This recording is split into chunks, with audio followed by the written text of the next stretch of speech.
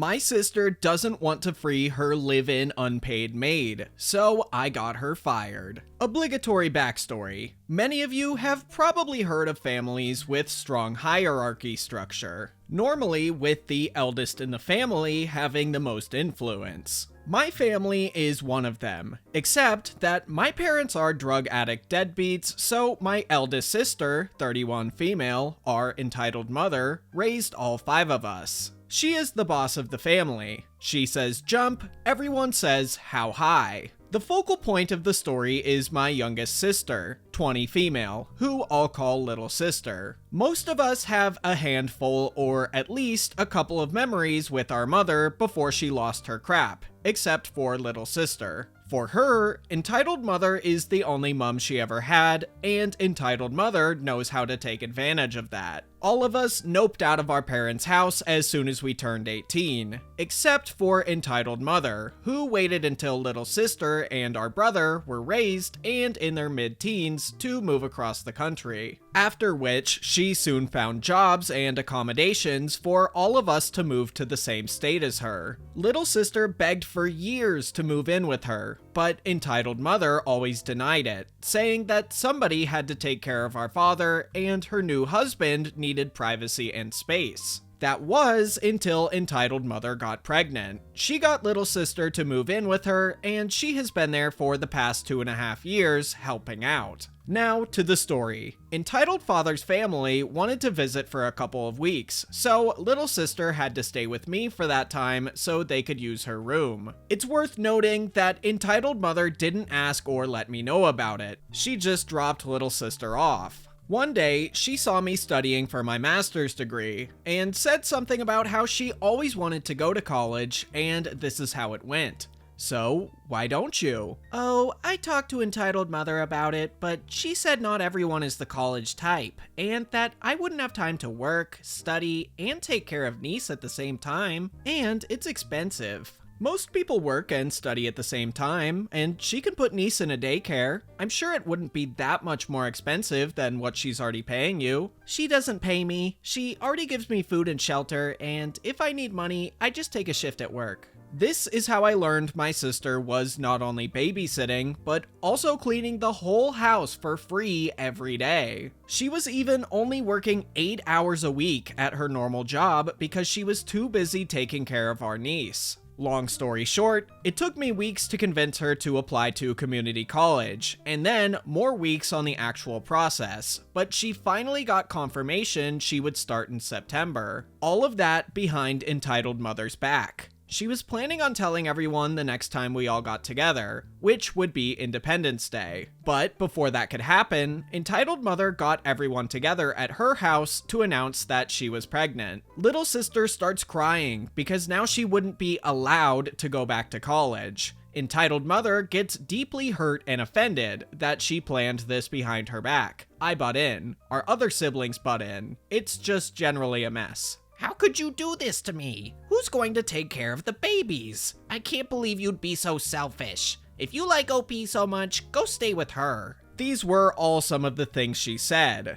She kicked me and little sister out, who stayed with me until they made peace. Both of our siblings reached out, one to say that I should have minded my own business, and other to tell me she was on my side but wouldn't say anything. After that, little sister moved back in with her and didn't go to college, but they agreed she would get paid $6 an hour and be allowed to take more shifts at her job until the baby is born, and then go to real college after the child turns 1 year old. I know it's messed up, but all of them, especially little sister, worship entitled mother like a god. I waited a year to act on my revenge, making sure my sister had saved enough money to live on her own. The revenge. First, what I did was research the legality of paying a homeless person in food and shelter. In the US, and depending on the state, it's legal, as long as you do not cross the line and the person becomes an employee. For example, you can give the person a list of tasks you want done. However, you cannot say that it has to be done in a certain amount of time. You also cannot request someone to be somewhere at a certain time. You can ask, but not demand on the time. It comes down to a choice of words. Also, you have to comply with rental laws. If your local laws say that you must give 30 days notice to a tenant, then you must give 30 days notice to this person as well. I had proof of the whole situation, several screenshots of entitled mother admitting to not paying and not allowing little sister to move out / get a job, and also admitting to kicking her out whenever she wanted. All this technicality seemed worthless since no one would sue her. But that didn't matter. I just wanted to make sure that her boss knew that if she were to be sued, it would be a sure case. Entitled mother works for a civil rights attorney's office, so discovering she has a literal modern-day slave would probably get her fired. I could have just created a burner email and sent it all to her boss, but then they would explain to her why she's getting fired, and that would get me and little sister in trouble. So what did I do? Entitled mother was always complaining about one of the bosses on her job that hated her and had tried to get her fired for ages. I went to the company site, found the woman, thankfully she was the only Ashley that worked there, found her on Instagram and Facebook. There, she had a post tagging her yoga studio. I went to said studio and created my membership. It took a few weeks of trial and error trying to find exactly what class Ashley belonged to, but I finally found her. Then I went to yoga class every Tuesday and Friday at 8 a.m. for months, slowly building a friendship with her. Around 3 months in, she asked to follow me on Instagram, and I was already prepared for this scenario, having deleted the few pictures I had with entitled mother. After 9 months, when our friendship was a strong baby, I brought up the crazy coincidence that I found out she worked with entitled mother. Before things could get awkward, I said it's ironic that she works for civil rights, considering, you know, everything. That got Ashley's attention. I told her everything, showed her every screenshot. I could practically see her eyes shining. They had their own history that is not important to the story. All you need to know is, entitled mother is a B word. Ashley wants revenge as much as I do. I told her about little sister's situation and why entitled mother couldn't ever know about this. This is why being friends with Ashley was so important. If I had just sent them the proof and explained the situation, they probably would have just ignored it, since this was a very legitimate reason to fire her, and they wouldn't risk firing her for a minor mistake and maybe getting sued. I sent her the files with her promise that entitled mother wouldn't hear about this,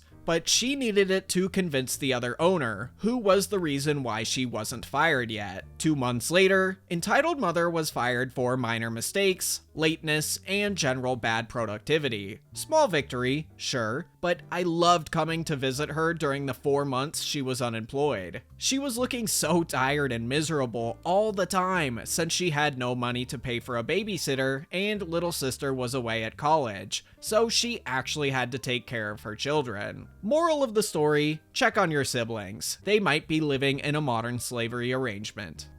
So this is a wild story to unpack. Like, I understand that entitled mother basically completely raised little sister, and, you know, obviously she should be grateful for that. But more or less holding that over her head for the rest of her life is just awful. I feel like it undoes anything good she really ever did for her. Life has so many possibilities and adventures out there, so if you have the chance, take them. Maintenance guy at Senior Living Center gets revenge on satellite TV companies. Over 200 plus residents emerge victorious. I'm the maintenance director at an independent senior living center. It's pretty much an apartment complex in which you have to be a senior citizen to reside. We provide 3 meals a day, housekeeping, activities, a bus for transportation, and several other amenities to increase the quality of life. Because more times than not, they will spend their final years of their lives here. Our facility is family owned and orientated. Family members of current employees are encouraged to apply for positions. We have one rule in our employee handbook: ensure resident safety, happiness, and prolongment of life. I take my job very seriously and take pride in it. I try to go above and beyond to make them all happy. Each resident during their daytime either listens to the radio, plays crossword puzzles, or most of the time watches their favorite TV shows. We do not provide television services, and each resident has to provide it themselves, if they choose. Over the last year, there has been a trend of televisions not working in countless units, and when this happens, they are very upset. When I get a work order for a TV, I go and check it out. Most of the time, there is nothing I can do. If the cable isn't cut, everything is plugged in, and there is no obstruction to the satellite signal, it's going to be a software issue. When this happens, I install an air antenna until their regular service is fixed. I call the company, a tech comes out, fixes it, and usually within a couple hours, it stops working again. This is a never-ending cycle of upset residents. Over the course of an entire year, I spoke with several supervisors and tried to schedule for someone to come out and go through the entire property with me to address each issue. They weren't having that. They wanted me to go to each individual unit and have that particular resident call them. This is almost impossible. A lot of them have trouble hearing and discussing complex matters over the telephone, let alone know the 4-digit code and the answer to the secret question. One resident was out of service for over 60 days, and I demanded that they refund or discount this particular resident properly. They ended up only giving her $21 off, which isn't even half of a single month's payment. When I spoke with this particular representative, I told them that wasn't enough, and I would be throwing all of their dishes in the dumpster. This is just the tip of the iceberg. These companies have caused significant property damage to the facility. They've ran the coax in the gutters and down the downspouts, ran cables draped over the sidewalk, which is a tripping hazard, installed dishes in the center of courtyards and wherever is convenient for them. All over the property, cables are strung out on top of the grass for hundreds of feet. They don't bother to bury any cables. I have discussed this numerous times with the owner of the facility last year. The last time I spoke with him about it, he gave me the okay to handle the situation and do whatever needed to be done to fix the issue. My options were limited, and the only feasible option I could concoct was using a landline company that didn't need a satellite dish. Well, I have officially finished running new coax to every single unit, and a landline company has come in and installed boxes and services in each resident's apartment. Residents who have previously had to pay a monthly fee for their television service now get their service free of charge. Those that have never had service now do. We have saved over 50 residents money every month, and all in total, over 200 plus now have television service that is included in their rent without any increase whatsoever. This was revenge for the representative talking to Miss T in such a negative and rude tone. I couldn't be happier for my residents. So, a lot of times, it can be hard to tell if a story on Reddit is real or not, especially when you hear something like having these cables in these ridiculous places. Like, who would actually install it like that? Well, this story is real, and OP has video proof. So, I'll put that up on screen now while I talk. Anyway, I absolutely hate satellite television companies. They pretty much are always all overpriced, need bonus packages for whatever you want to actually watch, and just in general have super scummy business practices. As much as I hate having 4 different streaming apps, it's way better than having to deal with TV companies, that's for sure. Anyway, I will see you in the next video.